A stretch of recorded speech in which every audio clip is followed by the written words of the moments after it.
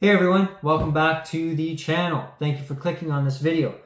So today I'm going to talk about Trek Roscoe specifically, okay? I am a Trek Roscoe fan. I had a Roscoe 6 2022 back 2 years ago.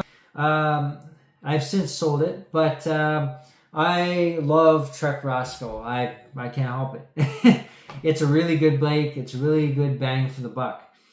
But what sparked this video was somebody commented on a video of my review when the revised and revamped version of the Trek Roscoe 2024 Roscoe 6 came out. And they asked me, Trek Roscoe 8 is now $14.99. This is American funds. Trek Roscoe 7 is $12.99. Or $11.99, I can't remember which one. And Roscoe 6 is now $9.99. Do you still think Roscoe 6 is a good buy? Well, I had to take 2 steps backwards and say, whoa, stop the pricing train. Back it up. What is this? What is this pricing all about? Like, that's cheap for those bikes. So anyway, I went on the Trek site. Now, I am in the US site, okay? I live in Canada, but I know the majority of people that watch this channel are in the US, so I do this for you, my US brethren. So, anyway, you have the Roscoe lineup. Roscoe 6, Roscoe 7, Roscoe 8, Roscoe 9. Let me quickly point out Roscoe 9 and then immediately put it off the table. Okay, so Roscoe 9, they're discontinuing it. I don't know this for a fact, but I know they're discontinuing it. Can't find a Roscoe 9 anywhere. And all they have left on the website is size small. And they're definitely discontinuing the Roscoe 9. I have no doubt in my mind. So I see that immediately I think, okay, well, they're discontinuing Roscoe 9 and all their other models, the 6, 7, and 8, are now the lowest they've ever been. So that just tells me 2025 is going to see an update for the Roscoe lineup. So if you're in the market for a pretty sweet hardtail, one that's going to do it all and see you through your progression, the Roscoe lineup currently is where you should be setting your sights. Let me just tell you also that I have no affiliation whatsoever with Trek. I don't care what you do with your money. I'm just saying that Roscoe is a great bike. It's a great bike. So, because I'm not getting paid for this whatsoever at all, not a single dime, I can say that confidently because it's based on my experience with my old Roscoe 6. My old Roscoe 6 had the older geometry too. So for me saying that that was a great bike, the newer geometry is going to be that much better. It is. So let me just get into this quickly. The Roscoe 8. So the Roscoe 8 is right now considered their top of the line Roscoe, right? I'm leaving out the Roscoe 9. The Roscoe 8 is considered their top-of-the-line Roscoe. It has great geometry, it's a 65-degree head tube angle, it has a good length of chain stay, like right where you want to be in. It's a good seat tube angle. It's got all the right components. It also even comes with a high engagement hub. And it comes with 4-piston brakes as well. So this bike, Roscoe 8, for $14.99, say $1,500. Right out the door of the shop, you're set. You're set for quite a few years. This will see you through a lot of your progression. The bike is even good for bike parks. Don't let people tell you you can't ride bike park with a hardtail. That's completely false. We know that now for a fact because we did last year. So anyway, Roscoe 8, good buy right now, $1,500 for a great hardtail. Then I'm scrolling looking for the Roscoe 7 here. Roscoe 7 comes with the Dior 12-speed drivetrain. It has the the OEM Trans-X dropper post, which is nothing wrong with that. It has the Shimano hydraulic 2-piston brakes, but they're the MT201s or 200s, which is great. It's got decent sized rotors on there. It's got the proprietary tires and rims. It's got the Shimano hubs. So great bike. It's got the same geometry as the 8.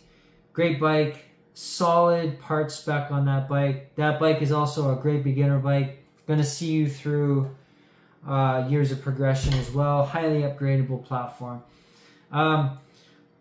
Why would you spend the extra few $100 for the 8? Well, you get a little bit better part spec on there. It's not that much better though. Really, it's not. So if you want to save yourself a few $100, go with the 7. It's an absolutely great bike. It's beautifully spec'd. The only thing I would say, maybe in a year or two, you'd probably want to end up upgrading the brake set on that bike. Then we scroll down to Roscoe 6. So Roscoe 6 is $999.97. I'm telling you, you can't go wrong with this bike. Let's go to the specs. I won't go into this too much detail because I've already did this a year ago. I'll link the video in the description if you want to check it out. So it's got the same frame as the rest of the lineup, which means same geometry and everything. It does have an SR Suntour XCR fork, but it's a 34mm stanchion, so it's a little bit beefier than the typical XCR low tier fork. It is air sprung, which is great. It's not a coil. It's got the hydraulic lockout, a tapered steer tube, which is very important to note. 44mm offset, which is good. That's typical now. It used to be 51 for 29ers, but now it's 44. It seems 44 to 51 is in there. Boost 110, so it's a boost through axle, and it's a 140mm travel, which is fantastic. The front and rear hubs are now through axles, so that's great. It gives you a stiffer bike. The rims are the Bontrager Line TLR 30s, which is great. So it's a Bontrager rim. It's not some Joe Schmo rim. I rode Bontrager rims before, and they're great rims. They're very, very durable. The tires, those Gunnison Elites, but who knows what tires would be spec'd on it, just because it supplies things. And this bike is also tubeless ready. It comes with sealant and tubeless ready air valves. Then we got the Shimano Q's drivetrain on here. It's their low spec drivetrain, but it's a 9-speed, and it's Q's, which is set to replace Dior, I believe. Don't quote me on that.